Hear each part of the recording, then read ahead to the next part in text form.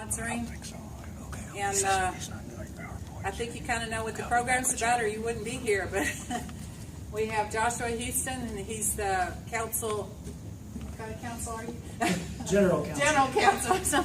General counsel for Texas Impact, and he'll do more of an introduction for himself, I'm sure. But thank you for coming. And the food is out there when we get through, or if you just need a snack, but we just can't have it in here, so I'm sad. But anyway, thank y'all for coming today. Thank you for having me. I know, we're going to get the carpet. Joshua Houston, I'm general counsel. General counsels know a lot about everything, and a little about everything and a lot about nothing. So it is a pleasure to be here. I am general counsel with the Texas Interfaith Center and Texas Impact. It's one organization with two names. I am an attorney that practices in the legislative branch of government. As a registered lobbyist, I have a lower job approval rating than Congress. So I come in here bragging about that stupidly. So right off the bat, my credibility shot. No. I am a Methodist. My wife is a Baptist. She's a Baptist minister. She does youth ministry in Austin, Texas. I go to First United Methodist in Austin. She goes to works at First Baptist Church in Austin. Our child's going to be all kinds of confused. We were both Lutheran for a little bit while she did youth ministry there, so we are ecumenical mutts, you might say, which makes us very American. You just right at home with this group. Yep. Texas Impact is it functions as a council of churches and religious organizations. It has an associational model. So we represent the mainline Protestant denominations, so Methodist, Lutheran, Episcopalian, Presbyterian, Disciples of Christ, Quakers. We also have organizational members of the Jewish and Muslim faith. They don't have denominations per se. If you're curious, we're online. The whole list is online. If you were one of those faiths and you did not know that your church had a lobbyist before today, it's a pleasure to meet you. I'm one of four. If the word lobbyist creeps you out, then feel free to think of me as your missionary to the legislature. That's a nicer way to put it, and that is, after all, what motivates me in the morning when I get out of bed to go to work. Why in the world would your church want a lobbyist? Well, do you have a food pantry? If so, you have to care about food policy. Do you pay someone's utility bills that walks in off the street needing some help with their electric bill? If so, you have to care about how those electric rates get made. Does your church have a disaster relief type of ministry? If so, it needs to be coordinated with the state's efforts so you're not actually tripping over people and making the situation worse. You have refugee ministries at the national level and in Texas as well, and so that has a nexus with federal and state policy as well. Sometimes the missions and ministries of the church become an idea so good it becomes public policy. There's a reason it says Saint, Baptist, and Methodist and Presbyterian on the side of hospitals. Started off as a mission ministry of the church. It became such a good idea, it became the healthcare system we know today. Higher education, same deal. Started off as a private thing. Harvard, Princeton, all those Ivy Leagues started off as religious colleges that became an idea so good it became public policy. Public schools as well. You have in the 1700s, there was no public education system.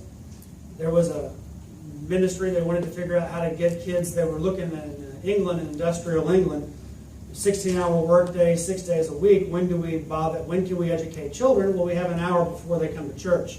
And so Sunday school was born. And that later, 100 years later, led to the development of public education all over the world, but also in the United States.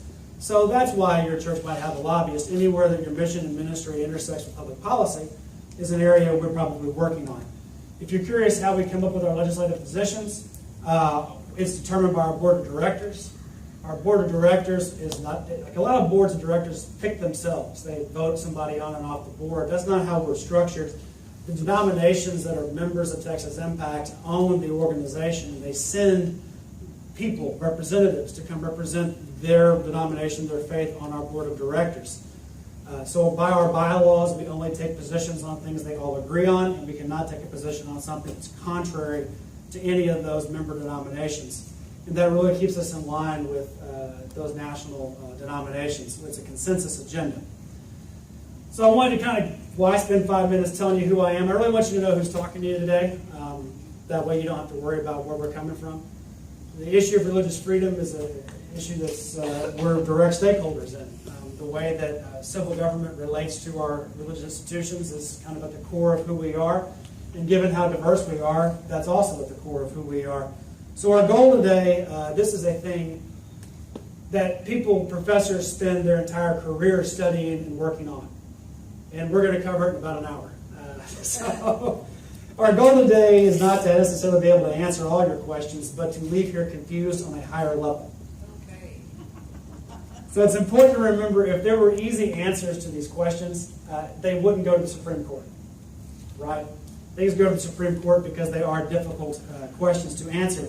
So unless you've been living under a rock, you have seen the religious liberty debates of the past decade. It is no secret that they intensified right up before and after the Obergefell decision. The Obergefell decision being the same-sex marriage case that went before the Supreme Court. It's just kind of lawyers refer to things by their case names as shorthand, but that, of course, is what that case is. But there has always been some controversy in every decade of American life surrounding this relationship between church and state. This just happens to be the one of our decade. The experiment that is America never stops. And one of those experiments was this radical idea that on matters of religion, all faiths were equal before the law. And so far, the American model has been a model of success for the world, a model for how to avoid the religious wars of Europe and Asia and Africa, also a way to avoid their subsequent secularization, which is a thing that's happening in Europe and in other parts of the world as well. In the 21st century, where our economy and our technology have interconnected the world and people fly all over the world looking for jobs and in search of jobs and a better life, it's a model of how to have a pluralistic society and how to have relative peace. Of course, we have our disagreements, but by and large, we don't have heresy trials and religious wars in the United States of America. Now, I'd say so far, because every now and then we have had religious bigotry come up in the United States. I'm not naive to that. I don't want to be I don't want to overstate the case.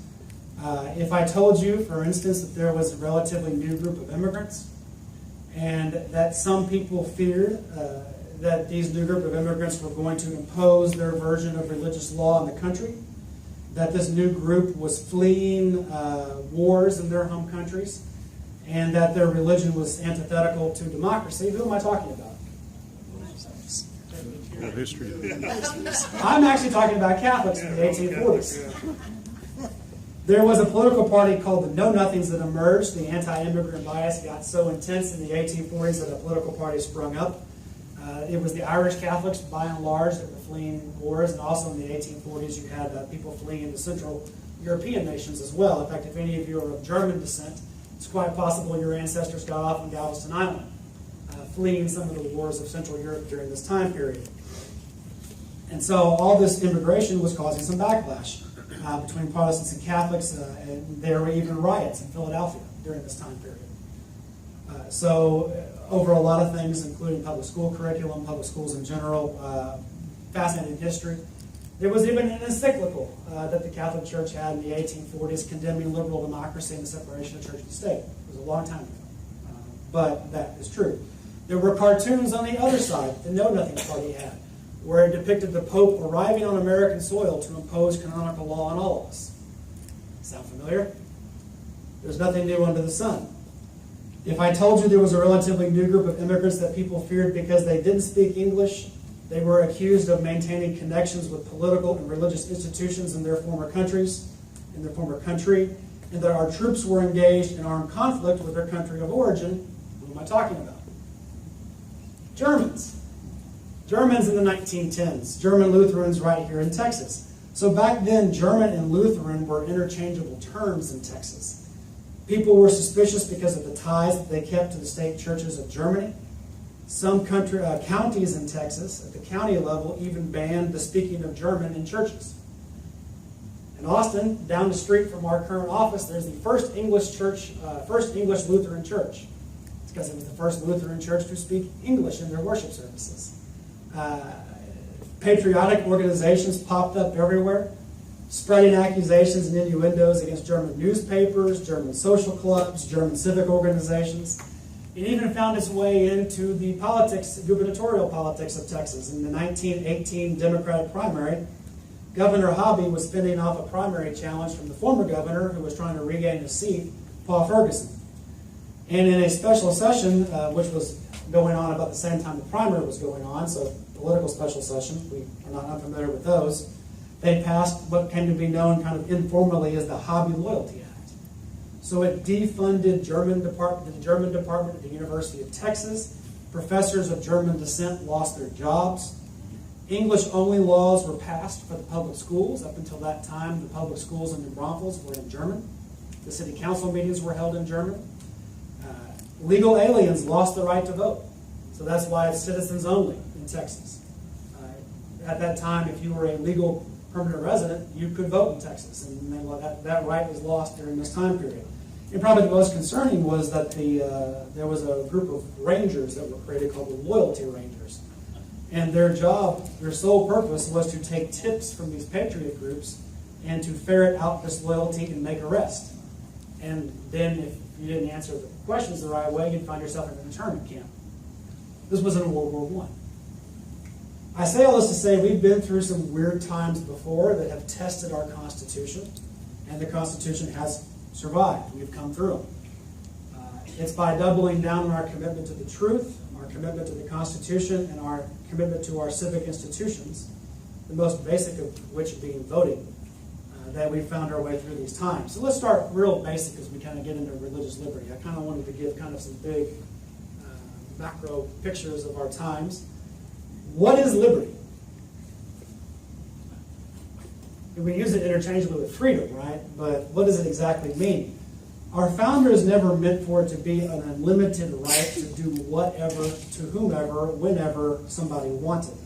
That's anarchy. That is often what they call the state of nature. Thomas Hobbes wrote about it, Locke wrote about it.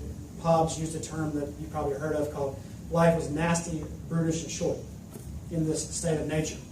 Therefore, and in fact, Hobbes was not a social contract theorist, but that was his term. John Locke, Rousseau, the thinkers that really influenced Jefferson and Madison and our founding fathers, they were social contract theorists. And it was exactly to protect from this state of nature that we have this social contract with one another to have government, and government is supposed to protect us from people doing whatever they want, whenever they want, to whomever they want. It rejects this notion that might makes right. Liberty is a thing that each of us as individuals share equally with one another. So to quote a Harvard law professor, you have the right to swing your arms wildly, but that right ends where somebody else's nose begins. I can't punch you in the nose in the name of my religion and call it religious liberty. That's not how any of this works in the United States of America. So let's kind of go right at it. Are we a Christian nation? We've all heard this term, right? I mean, this is not a term we haven't heard before.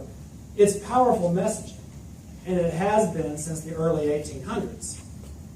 It's powerful because people can read into it what they want without really kind of thinking through or deconstructing or defining what somebody might or might not mean by it. So let's kind of define it. By Christian nation, do we mean demographically? Well, sure, 70% or more, somebody can fact check me on their phones if they want, get an exact number, self-identifies as Christian. So demographically, are we a Christian nation? Okay, sure, demographically the majority of the people are Christian. Do we mean that our nation was inspired by the values of the Protestant Reformation? Sure, yeah. I mean, we rejected the idea of divine right of kings. Today, if you go to seminary, you learn about ecclesiastical polity. It just means how we govern ourselves as a church. So Baptists are locally autonomous. Each individual member votes. Methodists are representational. They send delegates to a general conference of a worldwide church. These are all things that we kind of study and yawn if you're a seminary student. But back then, they were explosive ideas because they were laboratories of democracy. What churches were doing was they were structuring their religious institutions as democracies and how they thought the kingdom of God should look. And these were radical ideas because it threatened the divine right of kings or whoever was in charge. So Baptists were called levelers because they wanted to level society, and that's why every member votes. Methodists thought that was a little extreme. They went with the representational democracy route of sending delegates off to a bigger thing. But these were all ideas that influenced our founding fathers. And if you really think about the concept of equal liberty, The Equal Protection Clause, for instance, being one of those expressions. It's kind of a secular expression of our golden rule.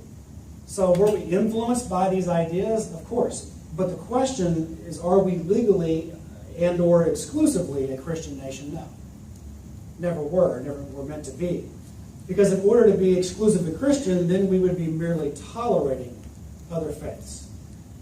Merely tolerating Jews and Muslims and Hindus and Sikhs. If you're of one of those faiths, you're not tolerated. You have liberty. And I want to expound on how that is a different and a radical thing. They have an equal liberty to any Christian in this nation before the law. So that anyone who identifies as Christian, keep this in mind, to be legally Christian, the government would have to define what a Christian is. Do we really want them doing that? And I would say no. Thankfully, it's kind of a fool's errand because it's been tried. In the state of Virginia, before there was the United States, in the colonial period, the Anglican majority, Anglican being the Church of England at the time, attempted to do this, and they tried for over a decade and could never reach consensus. They couldn't reach consensus because they weren't just having a theological exercise in what made a Christian or not. It wasn't just academic. They were deciding who gets the money. And that's part of why you never could find political consensus over what was a Christian, because everybody wanted the money. I hate to be cynical about it, but that is the history of the period. This is about 1774 to 1786, and we're going to talk about this period in depth, because if you really want to understand religious liberty, you have to understand what Madison and Jefferson were doing in the state of Virginia at this time, because it became the model for for the U.S. Constitution. So they couldn't do it because they couldn't get agreement about who was going to get money for the state. And intellectually, Madison, Jefferson, and remember, they weren't operating in a vacuum. They were elected by Baptists and Presbyterians, who were the minority faiths in Virginia. They intellectually ripped apart this idea that you could define what is or isn't a Christian, or that was any of the business of government whatsoever. So this Virginia experience is critical. So Madison wrote our First Amendment, which is, Congress shall make no law respecting an establishment of religion or infringing the free exercise thereof. He wrote it, but he had about 15 years' experience working on religious liberty at the state level in Virginia before he ever wrote it for the federal Constitution. And then he would go on and spend the rest of his life fighting for this in the other states, and we'll talk about that experience. In fact, here's a good time to say, you may have missed it on the way in because I didn't put it out till late. There's a big stack on the back, but this is our publication that goes into everything I'm going to talk about much more in depth. I was messing with the microphone, so forgive me for not getting this out sooner. If you need a copy, get one on the way out, or we can just, I'll have some up here when we get later into the program. That is kind of our big magnum opus on this topic, and everything I'm going to say is in there and more. So the First Amendment has those two co-equal clauses. The Establishment Clause, Congress shall make no law respecting an establishment of religion, and the Free Exercise Clause, nor infringing the free exercise thereof. And both are required to make religious liberty work. They operate, you can think of it like two sides of a coin. You could also think of it as kind of twin buttresses that press on one another, and that creates the stability of the structure. They work together. They are both co-equal, and they are both equally important. The Establishment Clause is actually better described as a disestablishment clause. In other words, it was breaking down a thing that existed, and I think that's more accurate to what is intended based on what Madison wrote, and we'll talk about that. It's more appropriately called that because it is a constraint on government. It's kind of a government shalt not. It is a restraint on their authority and on their power. It's more commonly referred to as the separation of church and state. So when somebody says separation of church and state, they're invoking the principles of the Establishment Clause. Now today, there are certain advocates in certain quarters of the faith community that want to tell you that separation of church and state isn't in the Constitution. Well, the verbatim words aren't, but the principles what we're talking about, it comes from a piece that Jefferson wrote to the Danbury Baptist.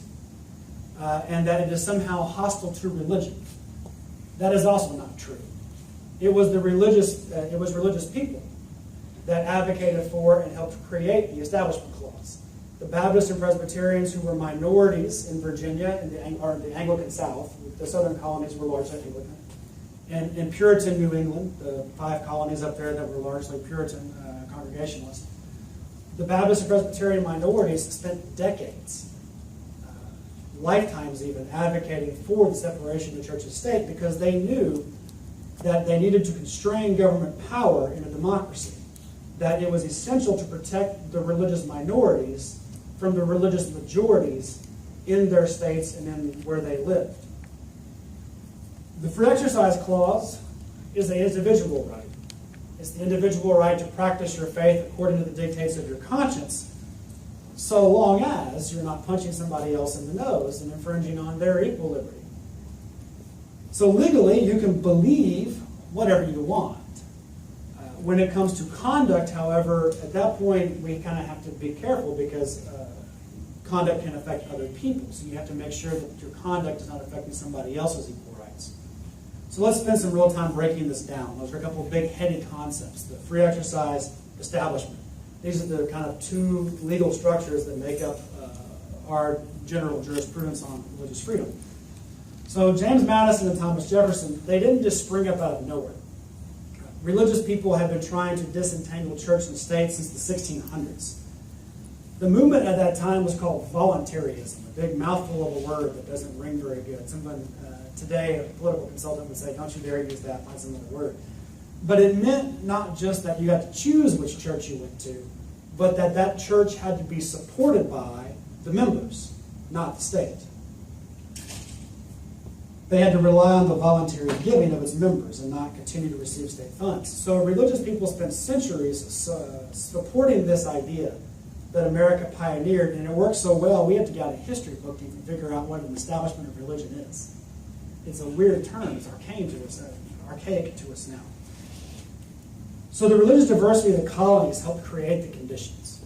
So all the colonies were not the same. They were extremely diverse colonies. By the time of the Revolution, they had to somehow find a way to congeal these 13 very different colonies into one nation. And they hadn't really, they had to find some way to glue them all together and keep them all together conceptually as one nation. So in the South, you had an Anglican majority. That was the Church of England. They had a classic establishment system. So let's walk through what that even is. Imagine you get taxed, and that government then gives that money to another religious institution that is not your own. That tax goes to pay for ministers. This is pre-public education, so those ministers on Sunday then became the school teachers on Monday. They taught religious doctrine. They controlled the curriculum. And even the vestry at the time, the poverty programs, were run through the vestry. And the vestry controlled how and to whom they were going to give those the money.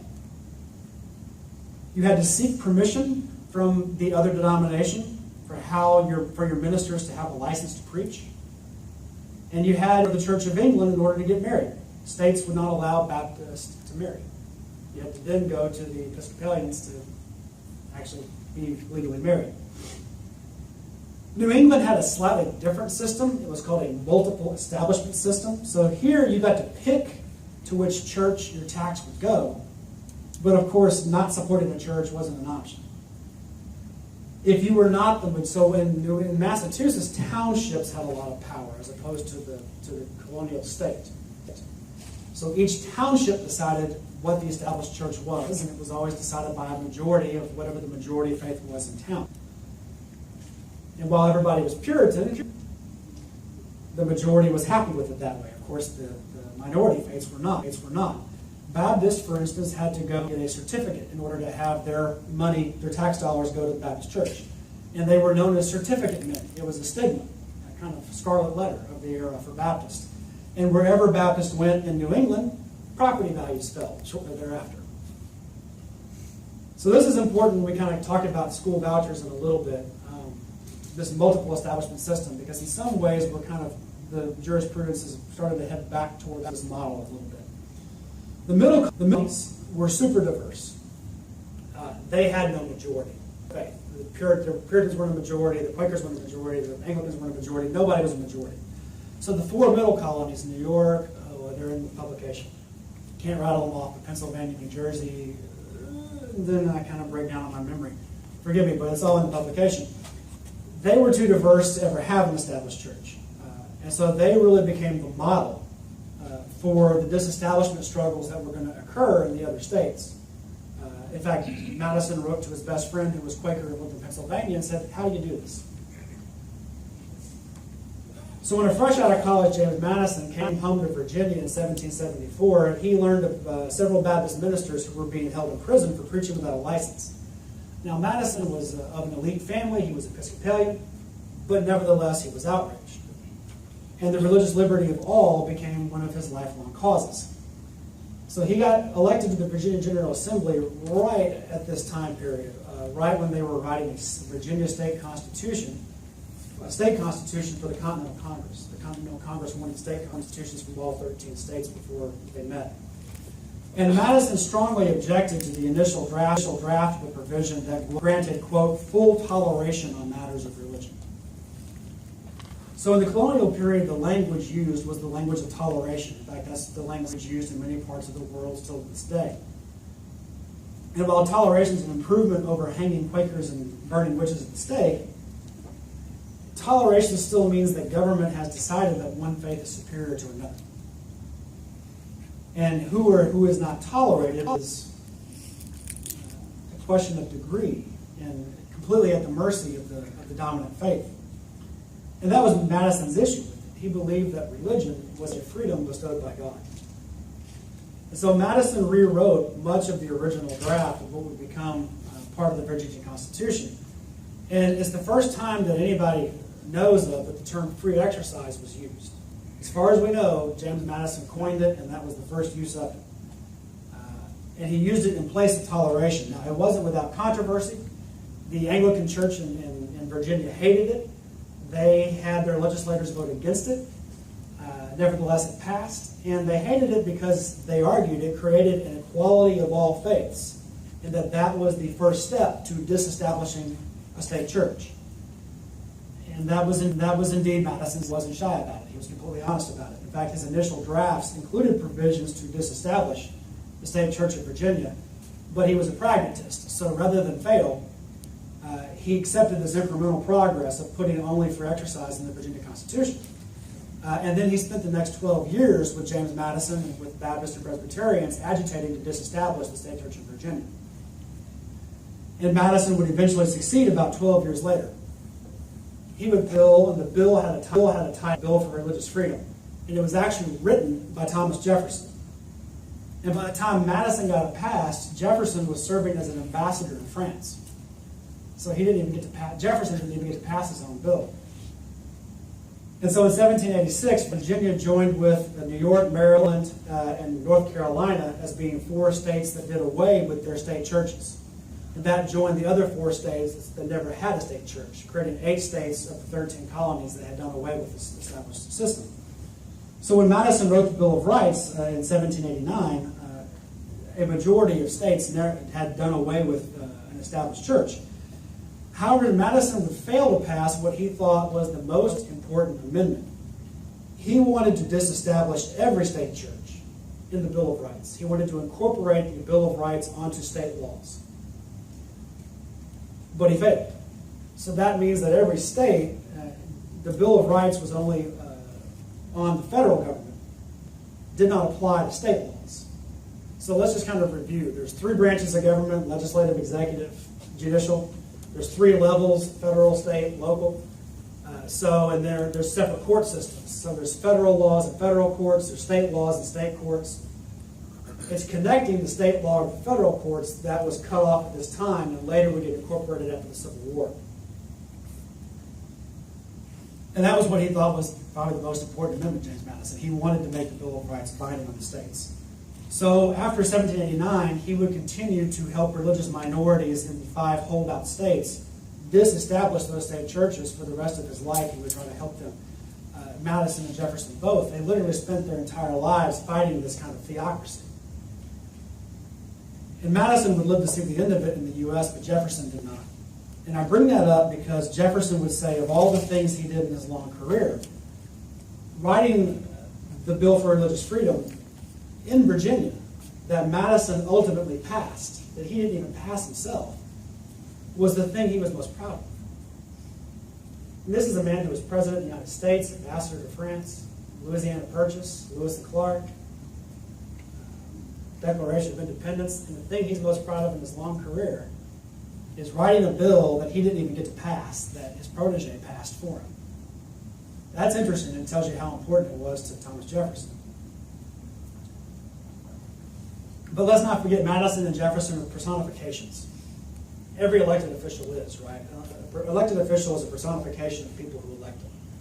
So it was Baptists and Presbyterians that were electing these two men, heavily populated in their districts, that were pushing for them to do this sort of thing. It was religious people, religious constituents, spurring them on, supporting their work, even hiring lobbyists in their campaigns. The Presbyterians had lobbyists, the Baptists had lobbyists that were working on this with them. I guess that's probably interesting only to me, but as a religious lobbyist. But anyway, those minority denominations knew, though, that separating church and state would be the only thing to protect them from the majority in this experiment we call democracy. It's the difference between a constitution, which provides certain rights to individuals, and democracy, which is majority rules. We do both, and we have them work against each other. To protect, we have the Constitution to protect the rights of minorities, but then we also believe in democracy and electing our representatives. And so we do certain things, we put certain things outside the bounds of government power in order to protect those minorities in a democracy, to keep it from being kind of a totalitarianism of the majority. So let me check my time. So let's do this. Making sure I have plenty of time, because there are some great questions I want to make sure we get to in the time we have together. A few pre-submitted, and then I also want to just chat. But I want to make sure we have a real basic foundation for our conversation. So let's start now. I talked a little bit about the history. Let's talk about the jurisprudence, the law. And we'll try to keep it at a real high. Any lawyers in the room that I need to apologize to for not getting CLE credit for us? Oh, okay, well, good. I don't have to apologize to anybody. Can anybody name the 5 protections of the First Amendment? So, religion? Pursuit of happiness. Yeah, shout it out loud because I'm deaf. I apologize. Life, liberty, pursuit of happiness. That's the 5th Amendment. They're in there. But the First Amendment is religion, speech, press, petition, assembly. But of those 5, one has 2 clauses, and that's religion. There are 2 co-equal clauses, the Establishment Clause and which is Disestablishment Clause, as we talked about, and for exercise. So what I want to do now, I want to pass this out now. I wasn't sure if I have a whiteboard, and I wasn't sure if I was going to be able to be mobile, so I went ahead and just put it on paper. And it's a bigger room than I thought it'd be, so we'll just make do. I appreciate it. Thank you. So there are parameters. And like I said, we're going to leave here today confused on a higher level. So, constitutional interpretation, how many clergy do I have in the room? I see a few. So, yeah, most of you. Excellent. So you know this. I mean, constitutional interpretation isn't really all that different from biblical interpretation. You have different philosophies of it. For instance, original intent is a lot like historical criticism, if you remember from seminary. So knowing the context of the verse in the Bible, the history of the times, helps you interpret the passage in the Bible. Same is true with the Constitution. So there are certain things, though, that are outside the bounds, and certain things that are inside the bounds with some flexibility. So in other words, when you read a biblical passage, there's not necessarily any one right interpretation, but there are wrong interpretations. Does that kind of make sense what I'm trying to say? I mean, there are, like a football field, there are parameters. So there are kind of 3 big philosophies that I want to talk about. That way we don't get into the nitty-gritty details of what is the second prong of the strict scrutiny test for free exercise. We're going to avoid that and stay at a real high level. You have the philosophy of accommodationism. I'm going to abbreviate. You got neutrality. And then you got strict scrutiny. Not on your sheet. That's why I'm drawing it up here. What the Establishment Clause does is it prevents theocracy. By treating all faiths equal, theocracy is outside the bounds. So that means you can never have one faith group dominate our government at the state or federal level. On the other extreme, the free exercise clause really prevents a forced secular state. And I'm going to say forced because what I mean is something like communist Russia or somewhere that has banned religion or prescribed certain religion or things of that nature. Those are clearly outside the bounds, but then there's a lot of room to debate in between. So let's start real basic. I have mentioned that both are required to make religious liberty work. You can think of it as twin buttresses of an architectural structure, if you like. You can think of it as two sides of the same coin, if you like. Mostly, they're complementary. Most cases that come up, these two clauses work pretty well together. So, for instance, mandatory school prayer being an example. It violates the Establishment Clause because it is government endorsing a religious view. You have a state employee, the teacher, or at a higher level, the administrator, doing a prayer. So you have a government employee endorsing a particular viewpoint of faith. It also violates the free exercise of the student or the parent who may want their child raised in their own faith that may differ from that of whatever the teacher or the administrator is in the public schools. Sometimes there's tension. Do we have any chaplains in the room? Chaplaincy is a very interesting conundrum. And in this case, I don't necessarily mean a hospital chaplain, that's a private institution. I mean like in a government setting, so you have military, armed services, you have prisons, probably some other examples we can think of. So here's an interesting thing. Government is providing monetarily for religion with taxpayer dollars. Does that violate the Establishment Clause? If it does, then you can't do it. But if you don't provide chaplaincy, then you have people who are under state authority, whether it be in a prison setting or a military setting, either service or incarceration, that are being denied their free exercise. It's a conundrum. We found our way out of it by, I call it the MASH solution. Everybody remember the TV show MASH and Father Mulcahy? So there's one episode when Colonel Potter arrives in camp after he becomes the new commanding officer, and he meets Father Mulcahy. He says, "Can you do a nice Methodist service?" And the Catholic father says, "I'll do my best." And that's kind of a short illustration for it, but it's kind of a general rule. As a chaplain, you have to put sectarian issues aside and serve everyone in a very diverse, pluralistic military that reflects the country's religious diversity. And it's only become harder for chaplains with increased diversity of people from all over the world. You have Muslims dying in Iraq. You have Hindus, Sikhs, all sorts of different religious servicemen and women that need to be accommodated. So this is a real kind of issue that's live in the courts right now. The problem that often arises when the chaplain says, "My religious beliefs won't let me serve this person." And that's a lot of the cases that you're seeing. And remember, a lot of litigation on that. And the thing you have to remember about this, you're a government employee and you're trying to serve the serviceman. The chaplain chose to serve there and knew the parameters going in. I remember we had a former chaplain on staff. He wasn't employed with us as a chaplain. He had been a chaplain in the Navy and worked for us. He's a Lutheran minister, and some of you may know him. And we talked about all the kind of rules and training that he went through to help him serve in a pluralistic environment. And so the fundamental question I have to some of the faith-based advocates that are pushing this, they're often defending chaplains, and chaplains are having, and I'm not unsympathetic at all, they're having struggles with what they do with same-sex marriage in the military. But the fundamental question I have is, as a chaplain, why does the free exercise of the chaplain prevail over the free exercise of the service member? That's the conundrum. And again, all these cases are tough cases. I'm not trying to say it's as simple as that. But that's kind of the fundamental question is whose free exercise prevails, the government employees or the service members? And the whole rationale for chaplaincy is that we're taking state money and providing it for the service members so that their free exercise isn't cut off.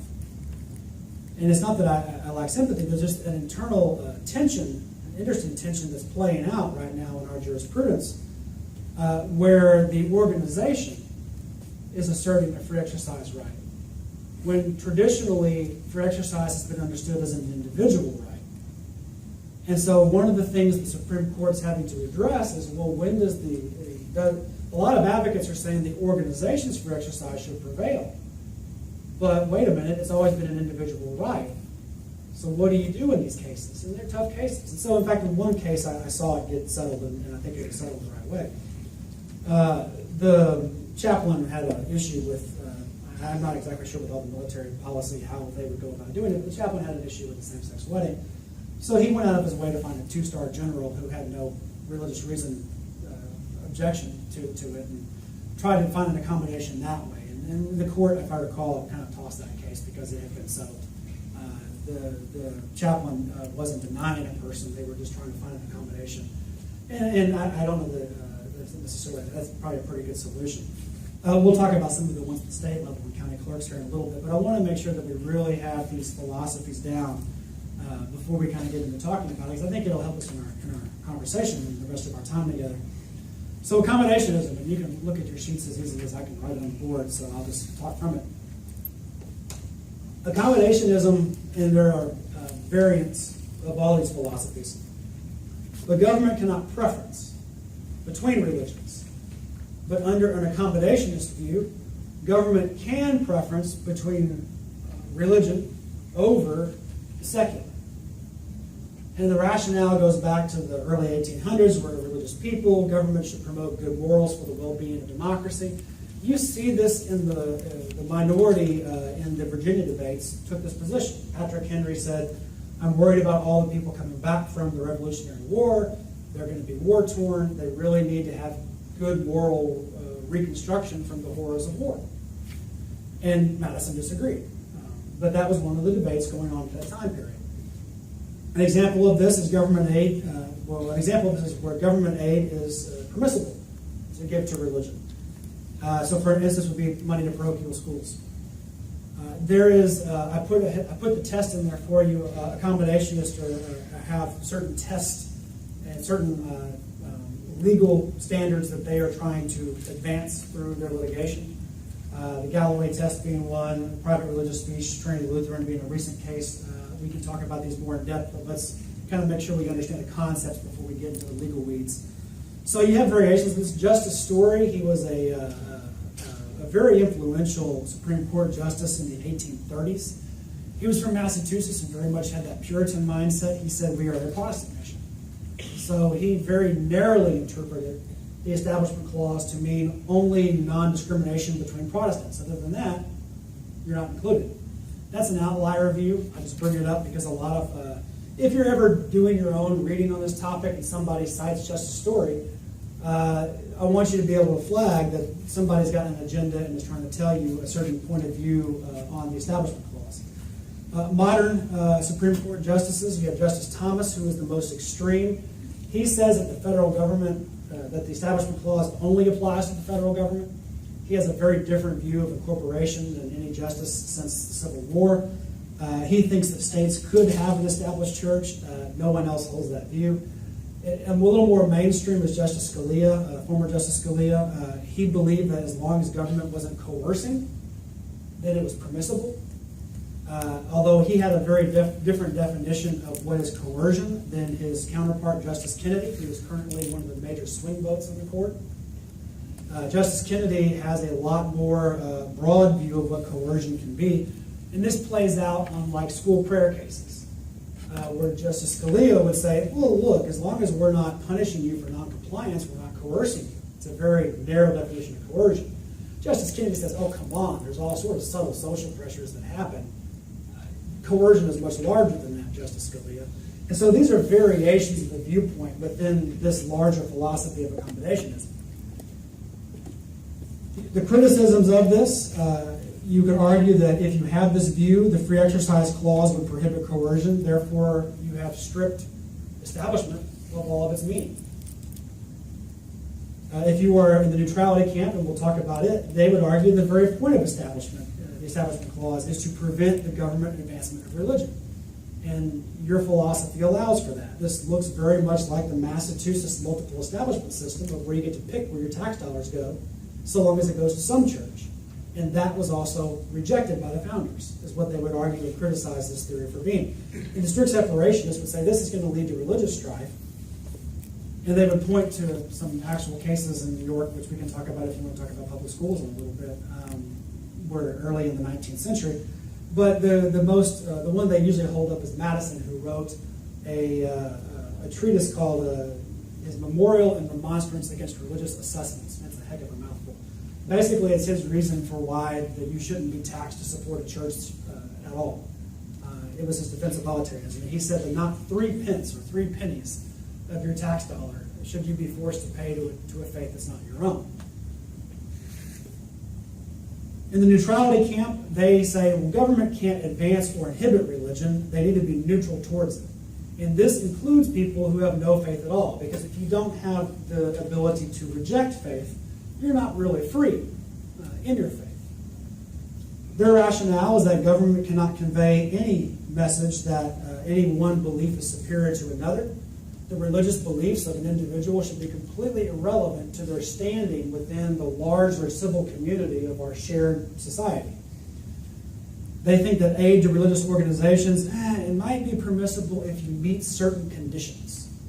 And those conditions are spelled out in a case called Lemon v. Kurtzman with the Lemon test. We can talk about that a little bit here. That's one of the, it's still good law, but there is a big question mark if a case came up, if there would be 5 justices to uphold it still. In 2018. There are variations on this, and so you see this play out in the school voucher opinion. So in about 2002, early 2000s anyway, there was a court case on a voucher program out of Ohio.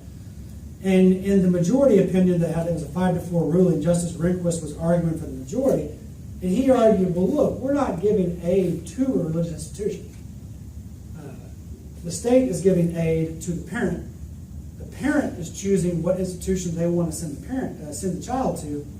Therefore, this is neutral towards religion. Moving the money indirectly, well, it's an indirect benefit to religion the government's not responsible for. Therefore, it's neutral and okay by us. That's kind of a formalistic view of neutrality. Justice Souter took a different opinion, and he takes more of a kind of a consequentialist view, if you will, substantial neutrality is what the philosophy is called. He argued that, look, 97% of the tax money is going to a religious institution in some way, shape, or form. Its effect is to advance religion. And he argued that it effectively advanced religion, even if it formalistically did not. And that was where the for and the minority were. And he would also argue that primary education is different than other social services like a refugee resettlement or halfway house ministry or something of that nature where you can keep the funds segregated in a way. He'd argue the primary purpose of religious education is because we don't have prayer in our public schools, we don't have religious education in our public schools, and somebody has freely made the choice to educate their child religiously. And that is the primary purpose. And so if we're doing anything to aid that, we're advancing religion. There are criticisms of this view, one being inconsistent outcomes. As you can see in this example that I gave, you can do little legal things to make it look formalistically neutral, even if it's really trying to preference somebody. That's a criticism of the view. Another criticism is that budgets are fungible. And church knows this. If you've ever done budgeting for a nonprofit church, corporation, whatever, business life, whatever it may be, money that's not going to thing A can be diverted to go to thing B. And if thing B is religious education, the money you're not spending on math because the state is paying for it is now money you can put towards religious education. Therefore, this doesn't really work. You're still advancing religion. And then the last one is that it's divisive and corrupting, that you have fights over who might administer the refugee resettlement program. So this actually was a thing that happened when the state pulled out of the program. There was some fighting among the nonprofits over who was going to administer the refugee program. They worked it out, but there was administrative money that came with administering the program, and there was some negotiation. In a more rancorous example, the state of New York in 1807. When public education was getting started, what they originally did was they tried to leverage a private school system. So at the time of the Revolution, if you were rich, you had a tutor. If you were not rich, maybe there was a church school, maybe there wasn't. Maybe you could afford it, maybe you couldn't. And if you were on the frontier, forget about it. You were there was no school for you. So one of the things states did, because they weren't real sure if people were willing to be taxed for a public education system, they were still, things like public education developed over many, many decades. They would provide money to the existing private infrastructure. And so in 1807, the Baptists, Quakers, and Presbyterians got in a great big fight in New York over whose school was better. And of course that played out in the legislature, where they were all going to the state legislature saying, our school is better, give us more money. And at some point the state legislators in New York said, oh my God, I'm tired of this, it has electoral consequences, let's create a public school system. Plus it's inefficient to have these 3 different schools when we could just merge them into one and do it much more efficiently in a public system. And that's kind of the story of public education throughout the 19th century. As the frontier spread west, so did this kind of model from New England on throughout and even into Texas. In fact, there was kind of a fun little story right here in Victoria County. In the 1890s, there was a big fight over this exact same thing like I said in New York. There were 3 schools in the rural areas. There was 2 Catholic schools and 1 Lutheran school. And they were receiving public funds from the state of Texas, who was trying to do the same model of leveraging the private system. And there was, Texas being Texas, they didn't want to pay to build new schools, and also it takes a lot to build a new school overnight. So often they would rent the former school being the church. Now that was okay, you're just renting a building like any real estate deal, that didn't really rankle feathers. What rankled feathers was whenever they employed the teacher. And the teacher was of one faith, and they would only hire people of one faith, and they would only teach one particular denomination's sectarian faith. And what do you do if you're Methodist or Baptist in Victoria County when the 2 choices are Lutheran and Catholic? So it caused a big fight here in the 1890s. And it wasn't unique to Victoria. There were cases all over Texas like this. And in 1876, we passed Article 1, Section 7 of the Texas Constitution, which says no aid to, no taxpayers, I'm paraphrasing, but no taxpayer is going to be forced to provide aid to a religious institution. And then we passed Article 7, Section 5, that says no part of the public school account can be used for sectarian education. And there were some real tensions. It wasn't stopped overnight. Nothing ever is in the law. It took the last part of the 1800s, from 1876 into about the 1910s, to kind of disestablish and disentangle the way we had always done things from the way we're doing things now. So the one out of Victoria, the controversy was, like I said, the teachers wore religious garb, the teachers turned over their salary to the religious organization, and the school only employed teachers of that denomination. And so back then, these cases were handled at the State Board of Education, not in the judiciary. In fact, that's not unusual. It's administrative law, which is a way of trying to settle a thing at the executive branch before you get to the courts. It happens all the time in environmental cases and things of that nature. That's essentially the thing that happened back then. So the ruling from the state superintendent was that, one, parents and children have rights of conscience too. And to force them to go to a school, of course the teachers have rights of conscience, but they know they're being hired by the government, and therefore they're volunteering to have their rights curbed by that employment. The parents and children have rights too, and therefore this is impermissible because you're forcing a Methodist or a Baptist to go to a different faith that's not their own. It also objected to the hiring of teachers, that teachers could not be hired from only one faith with public funds. It's fine if you're private, but not if you're public, because that amounted to impermissible preferential treatment for one faith over the other. And in passing it through the teacher, they called it a subterfuge, because you're really just passing it on to the actual religious organization, but you can't do it indirectly in that way. So the direct and indirect benefits violate the religious liberty protections in the Texas Constitution. The reason I bring this up is because the Texas Constitution has a higher standard of protection for the taxpayer than the U.S. Constitution's Establishment Clause. So the Zellman opinion that I talked about out of Ohio is federal law that applies to all. The Texas Constitution has a higher restriction. So I bring this up because, I mean, this is not an outlier. No one envisioned a public education system. I shouldn't say envisioned. There was not a public education system in 1789. Thomas Jefferson had created a model for one, but he fought his entire life to get it created and ultimately failed, but nevertheless it became a model for public education. So throughout the 19th century, you had major battles at the state level occurring over public education and occurring, how are we going to do it in each state? In some states, it was more rancorous than others. And, kind of post-Vatican II, it's really foreign to us now, the Protestant and Catholic divide, I think, which is good, obviously. But back then, it was very rancorous.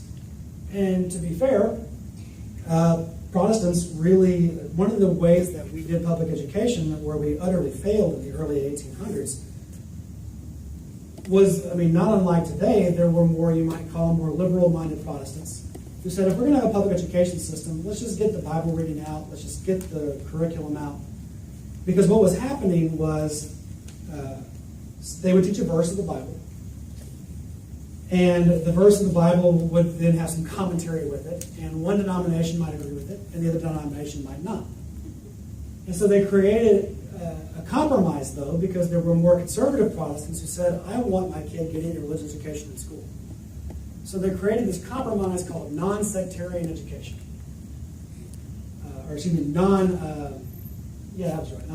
So anyway, the curriculum was going to be these kind of watered down, things we can all agree on without commentary. We'll read the passage, we won't comment on it, that's what we'll do. It'll keep the conservative Protestants happy. It'll keep the liberal Protestants can swallow it. That way, and the real issue was everybody needs to be willing to be taxed to support the public school system, because that was the real issue, is people didn't like being taxed to support this new thing. The compromise worked until about the 1840s when Catholic migration came, because of course they didn't use the King James Bible. They have some books that Protestants don't in their Bible. And why is this teacher teaching that it should be mediated through a priest for doctrinal controls? Somebody else can come out with what I'm trying to say, doctrinal orthodoxy. And so there were some real fights that occurred. And all this is within this time period I was talking about in the 1840s, when the know-nothings were really ticked off about immigration. And there were riots between Protestants and Catholics in Philadelphia, not over the schools, just over immigration in general in the 1840s. It was a really rancorous time. I bring that up because it's kind of a modern example, and I think this is a good general rule for all things religious liberty. Like I said, post-Vatican II, thank God we put that behind us. But there's still a lot of interesting groups out there. The religious community is extremely diverse. So the thing to think about is not, it's called the sympathetic plaintiff problem if you're a lawyer. Man, I really like this plaintiff. I wish there was a way for them to do it. That's the sympathetic plaintiff problem. Man, I really like this faith group. I wish there was a way for them to do it. And I would invite you to think about it not that way. You need to think about if it's the faith group you're most concerned about, whether or not they can do it. If any of you have been watching, if you have Netflix, and if any of you watched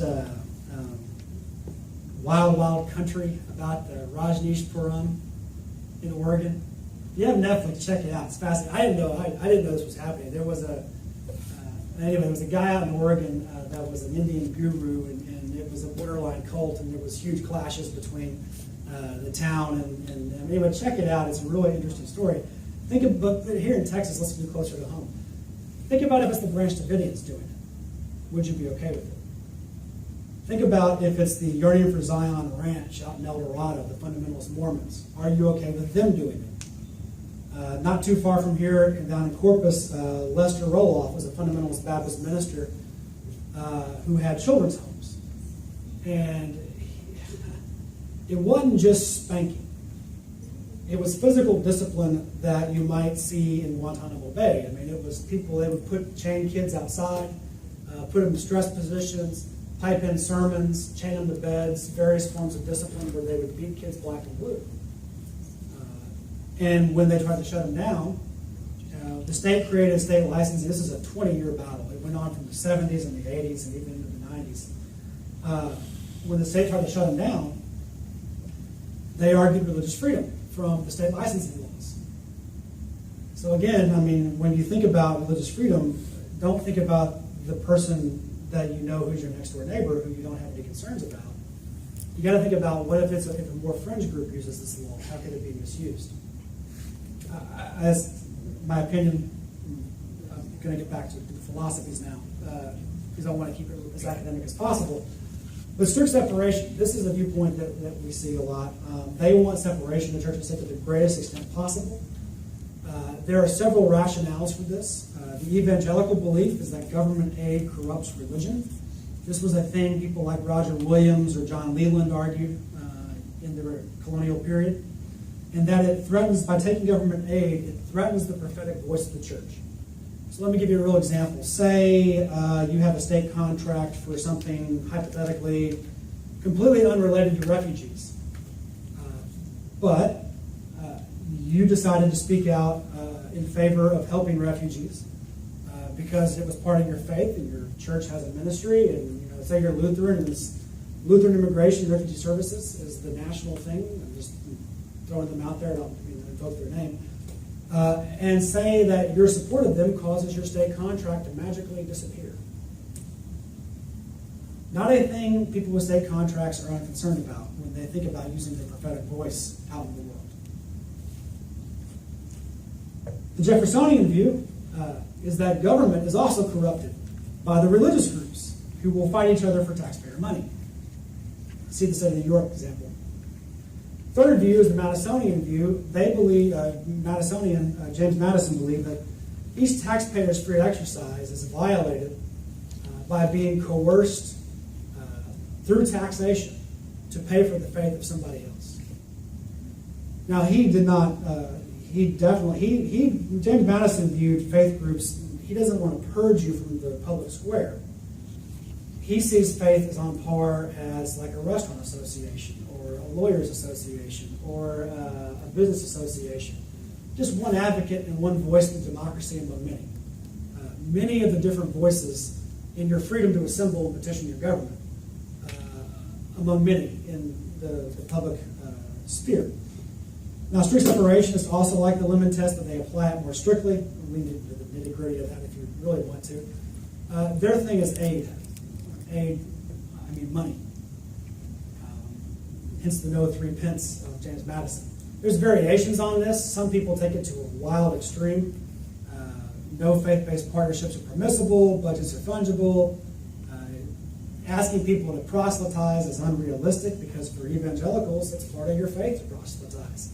So asking them not to with taxpayer funds is just inappropriate. Of course, their solution isn't to allow them to do it. Their solution is just to prevent the aid from ever getting there in the first place. So they come to a very different, therefore, conclusion than an accommodationist would. Criticisms of this is that many view this as discrimination against faith, to exclude them. Think the FEMA. Harvey just hit, so think about the FEMA. FEMA had a rule that government funds couldn't be used to rebuild houses of worship. And from one point of view, that was very discriminatory. And that's what the accommodationists would argue is this is discrimination against religion. What a strict separationist would say, conversely, is, well, there's a special reason for that. We're not going to be taxing everybody to pay for this one church, whatever it may be, because you're taxing Methodists, Presbyterians, Lutherans, Catholics, whoever, to support the Assembly of God that got wiped out in the flood. And it's a rough thing to say, but their argument would be, that's why we have private flood insurance in the marketplace. That's just their argument. I don't mean to be callous about it. The neutrality would look at their, neutrality occupies an interesting space. It really is kind of a spectrum. They would look at their strict separationist friends and say, really? No aid? What about police? What about sanitation? What about water? Like, how far are we really going with this philosophy here? And that's where you get to a different variation where, people will say, well, some aid's okay, just as long as certain parameters. They look a lot like the neutrality in their philosophy. Jefferson and Madison used the house chamber for worship services. We actually, as Texas Impact, used the Texas House Chamber for a Jewish service during the special session. I know some of you were there, yeah. It was really pretty cool. As far as we know, it was the first time a Jewish worship service was ever held in the Texas State House. The Methodist Church, my church, where First Methodist used to meet there regularly 100 years ago. So, I mean, the Christian services have been held there before. But as far as I know, it's the first time a non-Christian faith did a worship service in the house. So some aid is okay. Their strictness is not absolute. They're like, we don't mean fire, we don't mean police, we don't mean sanitation, but just as much as possible. So those are kind of the three views under the Establishment Clause. They are similar under free exercise, although they're a little less neat and tidy. It's 20 minutes, and I haven't given you any time to talk. Let's throw it open for Q&A. Let's talk about some controversial things, huh? How about, anybody got one of those? I got a couple of questions. Sure. It's not really argument. I'd like to hear your thoughts. One is what I understand they call the Johnson Amendment to the budget. Yeah. What do you? So this is wildly important. Some of you may have heard of the Johnson Amendment, some of you may not. Basically, there is a restriction in the IRS code for all nonprofits, not just faith-based ones, any nonprofit, from being able to do what's called electioneering. And electioneering has a legal definition. It's very narrow. It basically means you can't use the nonprofit organization to be for or against a candidate for office. So if it's an issue campaign, fine. You just can't, if you want to have a candidate forum where all the candidates are invited, great. We're saying we can't use the nonprofit in such a way as to, like a political action committee, because we have political action committees. And the policy reason for this rationale is because 501c3s get a tax deduction if you're a donor to a nonprofit. So the individual who gives the contribution gets a tax deduction, and the entity itself is tax exempt. So that means that all of us as taxpayers are subsidizing these various institutions, which are religious, educational, art, artistic, and we do this because we think that they have some good to the society at large. The thing I would say is that there's no constitutional right to a tax exemption. So there's no actual restriction if a pastor wanted to get up in a pulpit and say, you should vote for this candidate. There's no constitutional restriction. There's a legal restriction, and that's you can lose your tax exempt status. But, okay, why didn't that pastor just form a 501c4? Why didn't that pastor form a 527 political action committee? Why didn't that pastor, I've seen this on campaign stuff in Texas. This pastor endorses this candidate in their individual asterisk, in your individual capacity. They'll even list the church sometimes in which they're a pastor of and put an asterisk and say for identification purposes only. I'm not sure what the real restriction here is that people are so fired up about. I'll note this, and because we work with the national denominations on this, there is no denomination that any of us are aware of that thinks this is a good idea. It is politically active 501c4s. And, I might not even care if the Citizens United case hadn't happened. So let me explain that. Citizens United was a case in 2010 that gave corporations and labor unions the right to contribute to campaigns. They said it was free speech. So what this did is it allowed 501c4s to then operate. And this is, if you've heard of dark money, this is that issue. It's that court case that allowed it to happen, because 501c4s don't have to reveal their donors. And there's a good reason for that. In the 60s, the state of Alabama wanted the membership list of the NAACP. Come on, we know what that's about. And so what the Supreme Court said is, no, of course you don't have to give your membership list. And it didn't matter for years until Citizens United, because now when you combine it with the ability to contribute to campaigns as a corporation, you can now give money to the C4. C4 never reveals its donors, so you don't really know who's contributing to the political campaign. I bring that up because as a 501c3, we also don't reveal our donors if we don't have to. A lot of times we do because we like transparency and we want the contributions, but we don't have to. The other deal is that a 501c3 is tax deductible, not just tax exempt like a C4. So you could have a billionaire, well, we won't get too personal with it, just have some multi-billionaire out there. I had one in mind, but I won't go there. There's a couple in Texas. You can have some billionaire give money to a church,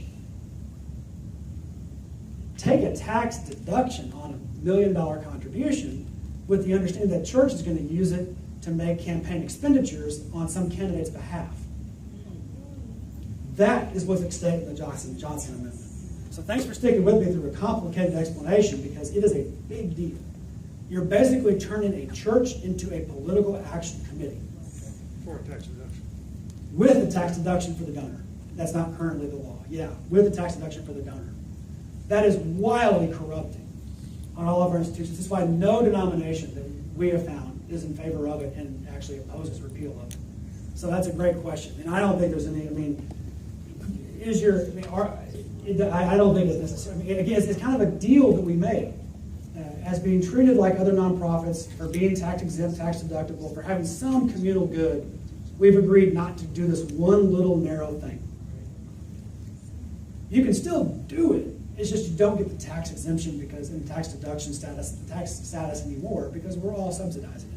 There was actually a really good question that I wanted to answer. I know some of these were pre-submitted, so I want to maybe think of yours, and I want to really get to this one. This one is worthy of the Board of Law Examiners putting on the bar exam. And that's why I liked it. It was a really good question. It was about marriage, and it wasn't about an LGBT issue. And I think once I kind of thought about it, I thought this actually may become more of a thing. Because I know in my personal life, without revealing who it is, I know this is an issue facing a lot of the silent generation. I think as baby boomers get older, they'll be there too. The scenario, essentially, the fact pattern is essentially this. Say you've got a widower and a widower. A widow and a widower. Did I say that right? Anyway. Yeah. You've got two people who get lost their spouses. And both of them have big extended families, grandkids, children, properties, inheritance. So you have all these things all these policies that make a lot of sense for somebody in their 20s or 30s starting a family, that become really complicated for somebody in their 60s, 70s, or 80s, who has their health insurance all worked out, they have their will and estate all worked out. I'm trying to think of next of kin. You have all these sort of complications that arise. So the question was, is there something that I as a clergy person can do to celebrate or sanctify this relationship without creating marriage and all the legal implications that come with it? So I'll tell you, a real life where I encountered this in a real life situation was a grandmother who has probably early onset Alzheimer's or dementia, who has a close, who has a significant other, who also has his own family, and he wants to care for her. But they would like to get married, but they're not going to because they don't want to mess up health insurance. They don't want to mess up any number of things that apply, and they also don't want to live in sin. So what do we do? And that's the conundrum that they find themselves in. This is a really good question. So whoever asked it wanted me to really kind of walk through if there's anything they can do. So standard legal disclaimer, sorry. I'm not your attorney. Do not rely on my advice. If this is a real situation you're facing, call me. We're good friends with the Family Law Foundation. I lobby with them on a number of issues. They're great. I'll help you find somebody. They'll help you find somebody here, wherever you're from.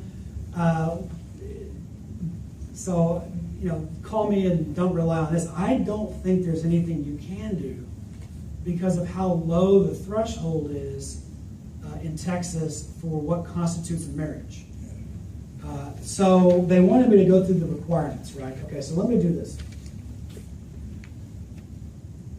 The license confuses a lot of people. The license, how do I want to say this real precisely?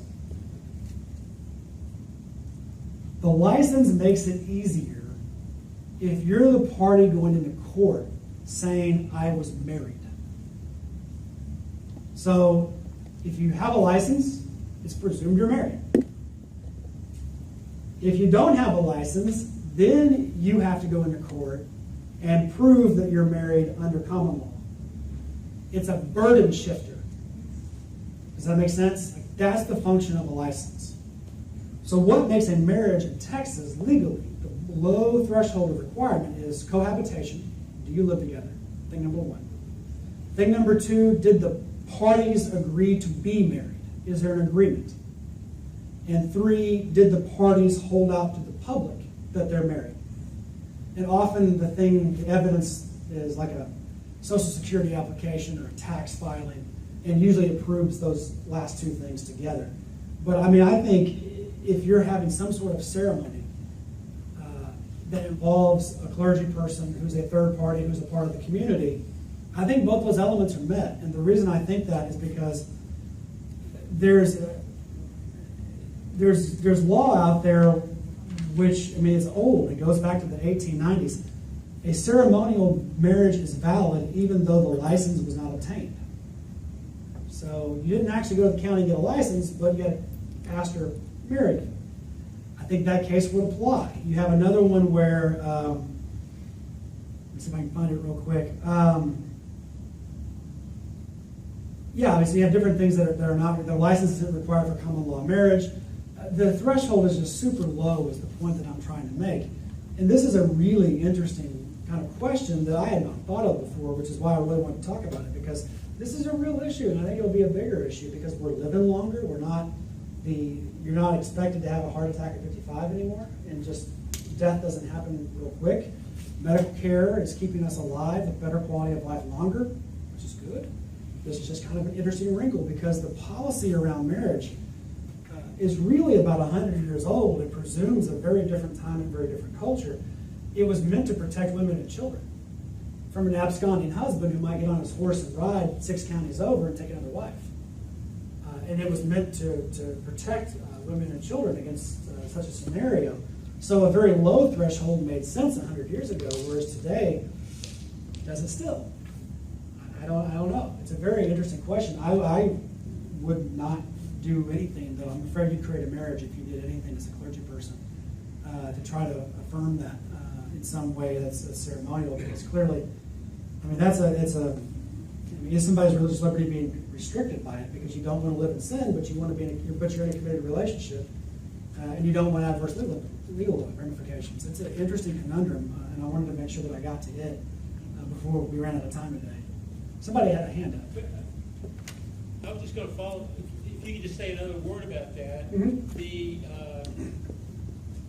I'm just trying to follow what would the interest, other than the couple who don't want to live in sin, what party would have an interest in whether they were married or not? Are we talking about Inheritance and Social Security and things of that nature. So Yeah. one of those widowers or widowers might have a lot of money.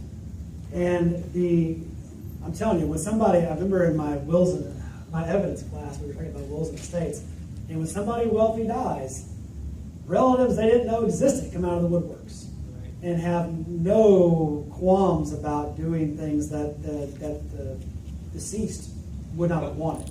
Well, see, what I'm asking then, but if they're saying they're not married, I mean, would there be somebody who would say, oh, yeah, you are, and that's going to somehow benefit me? Right, that's how it would arise. Yeah. That's how it would arise. If somebody, online, would somebody come out of the woodworks and say, oh, yeah, they really were married? Yeah, I think absolutely. It would have the will tied up in probate for a long time, arguing whether or not they were married. That's how I think that would arise.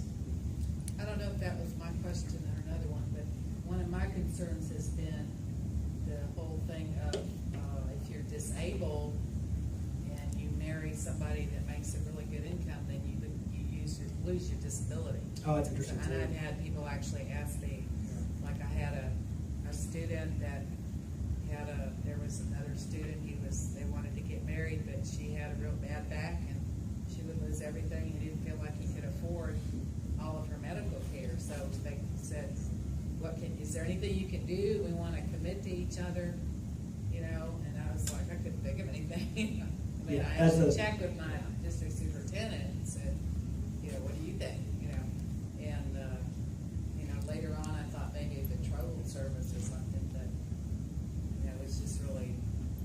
think that's a Yeah, it's not just bad overly- law. Yeah, yeah, no, it's an interesting conundrum, and politically, Or if you're, up to, like you said, two elderly people coming Yeah. together, they lose a bunch of social security. yeah,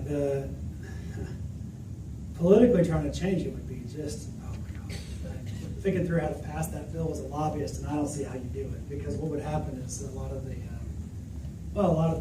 marriage crowd would come out and try to kill that bill. And right now they have the political strength in Texas Yeah. to kill it, unfortunately. Well, I mean, they should be able to marry, they shouldn't have to lose. Well, that's true, their yeah. support I mean, there's so much when of, they marry. there's so much of our benefit system that's Yeah. tied into the idea of marriage. Yeah, that does that even make sense? True, that's It doesn't make it's sense. Fascinating policy conversation, yeah. Did you have any plans to talk about clergy housing, decent rule, any of that stuff? Oh, yeah, so, you mean the housing allowance in particular? Yeah, so there was a court case in, I think it was Wisconsin.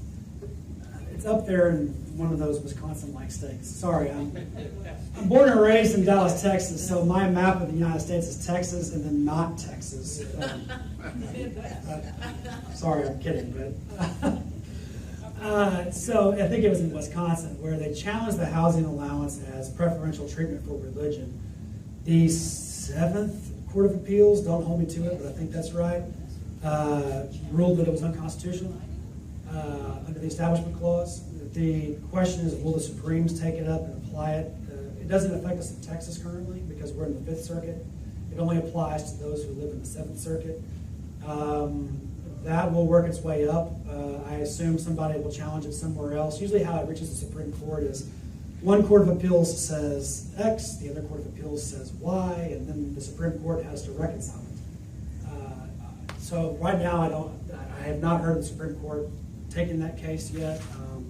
I imagine they're going to wait for a couple other circuits to rule before they weigh in on it.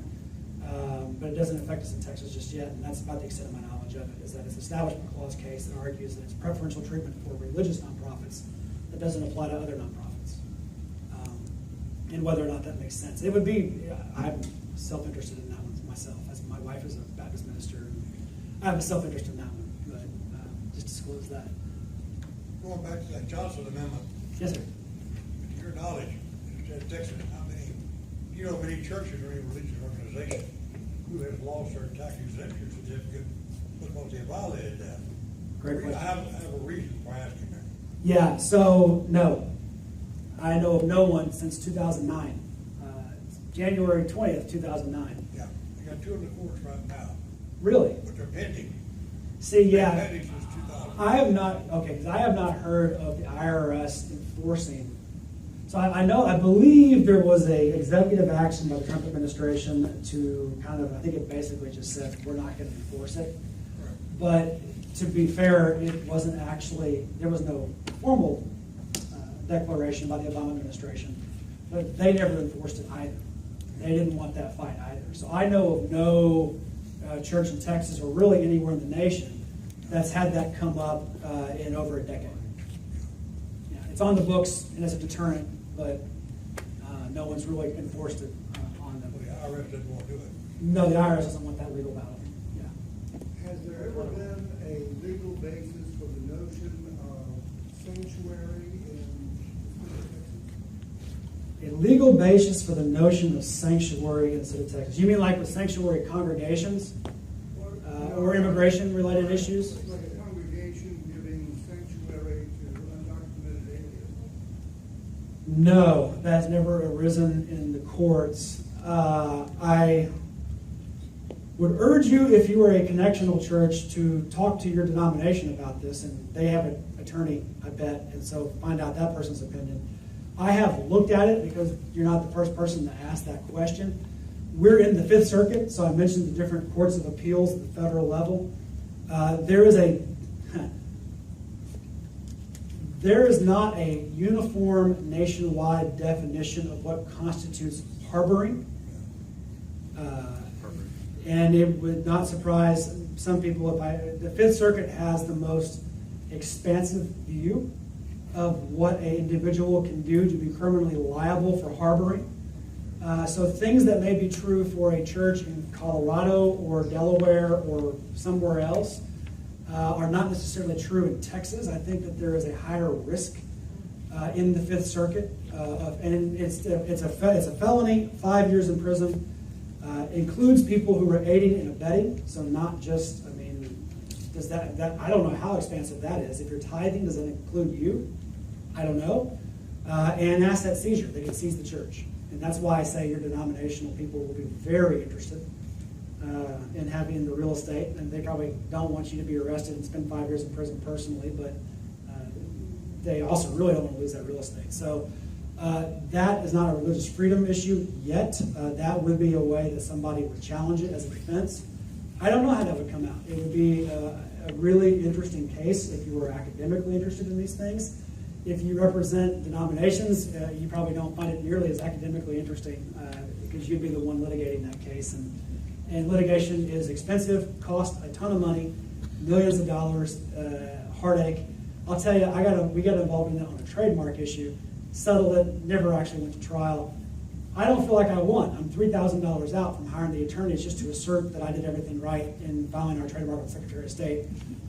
It was a slam dunk case, and I still feel like I lost because it was the time, effort, energy, and emotional energy in litigation. Litigations, I'm not a big fan of it, personally. Some people love it, but I personally I like doing government relations and not the contentious world of litigation. Does Texas Impact have a position on school vouchers? Yes, the question is, does Texas Impact have a position on school vouchers? Yes, we are against them. We oppose school vouchers not just for religious freedom reasons. We don't like the idea of taxing people of different faiths to promote one faith. We also have concerns about equity. While many private schools do try to take kids of the poor, we have concerns about those who are left behind. Many private schools get to choose who they take and who they don't take, and we worry about people who are left behind in the public system.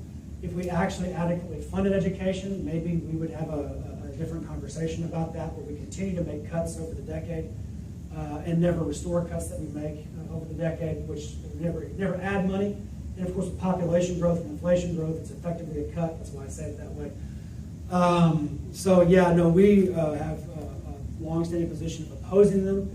The National Council of Churches, who has roughly the same membership, has opposed them since the 1960s. Happy to talk a lot more about it if there aren't any other questions. I could sit around and talk about that one for a while too, because it is a very contentious issue. And again, we take positions on things that all of our national denominations agree on and don't conflict with. So not every individual member of our congregations don't necessarily agree on that. But that's where we're at. We do oppose them. Back to marriage. Yeah, we'll go one and then one back. Yeah. Sorry, there was a guy behind you, and I wanted to make sure I didn't miss it. Oh, me? Yeah. No. I meant in the front, and then we'll just work our way back. Sorry about that. Unclear. A few years back, I did a wedding in a Lutheran church with a Roman Catholic bishop. And we both gave messages. And I was kind of surprised when he was talking about marriage. He said something like, it's not bishops, pastors, or priests that make the marriage of the couple. It is the promises they make to each other. I thought that was kind of interesting that he made that remark. But then I had two people who came. I was doing a wedding at a family's ranch, and the grandmother I knew, she had been widowed, and she was with her male friend. Well, I wasn't sure what he was. And come up and asked me if they were married. And I said, well, how have you presented yourself to the public, and have you made promises? And they said, well, last Christmas we had family and friends together at the house, and we made some promises to each other as part. And I said, I'm not an attorney, but I would consult one, because I said, well, it sounds like you have made that public commitment, and there's a good chance you are married, and I hope you both have wills, but go to an attorney to make sure, because they all had adult children. Oh, yeah. I had another occasion where a young man did not know, comes to my office, I guess he went down the phone book, and he asked the same question. Can you tell me if I'm married? And I tried to explore, well, have you represented yourself or anything? He said, well, I did, in my insurance, she's down as my wife. So she's covering, there, no promises made. And I said, I'm not an attorney, but I think she might have some legal recourse to say, you have presented us as married. Would that be accurate? Yeah, that document could certainly come back to haunt him if his intent was not to be married, yes. If he said she's his wife, that is evidence, especially, that is definitely holding out to the community. The question is, does it evidence an agreement? Probably does, but I'd consult with a family law attorney. Well, and it's more and more a question that we're having to deal with, because I know that there are people in our congregation communities who care very deeply about these other persons in their life, and yet the reservation of going through a public ceremony or even a semi-private one with the clergy, or just one-on-one with themselves, is adult children, inheritance, sometimes it's the health coverage or whatever. And I've seen where people have, elderly people, where they've gone through marriages, a second marriage, and they have these adult children that interfere. And so I kind of understand why people opt not for, but you still have the issue for a number of people who say the ethical issue of not entering into a marriage when they deeply love this person, but I said, you have to consider the cost, not me.